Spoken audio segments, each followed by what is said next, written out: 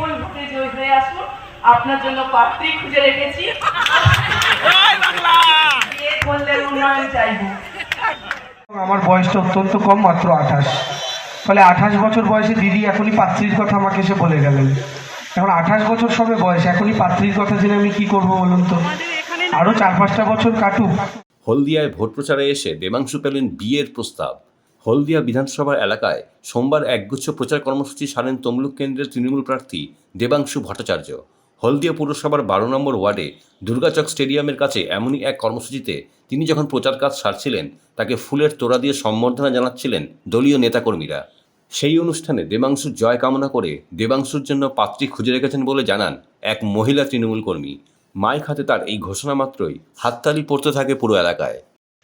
মমতা বন্দ্যোপাধ্যায় আমাকে প্রার্থী করেছেন এবং আমার বয়সটা অত্যন্ত কম, মাত্র 28। ফলে 28 বছর বয়সে দিদি এখনই পাত্রীর কথা আমাকে এসে বলে গেলেন। এখন 28 বছর সবে বয়স, এখনই পাত্রীর কথা জেনে আমি কি করবো বলুন তো? আরো 4-5টা বছর কাটুক। এত তাড়াতাড়ি খুঁটিতে বাধা পড়ে লাভ আছে? একটু ঘুরতে চাই, একটু দৌড়তে চাই। আর সঙ্গে যদি একজন চলে আসে তাহলে মানুষের মাঝে অত সময় দিতে পারবো না। এখনই আপাতত 5টা বছর তো কাজ করতে হবে, দৌড়তে হবে। তমলুকের মানুষের জন্য অনেক কিছু করার আছে। সেই জায়গা থেকে আপনাদের আশীর্বাদ ভালোবাসা চাওয়ার জন্য এসেছি। মমতা বন্দ্যোপাধ্যায় আমাকে অনেক অল্প বয়সে প্রার্থী করেছেন।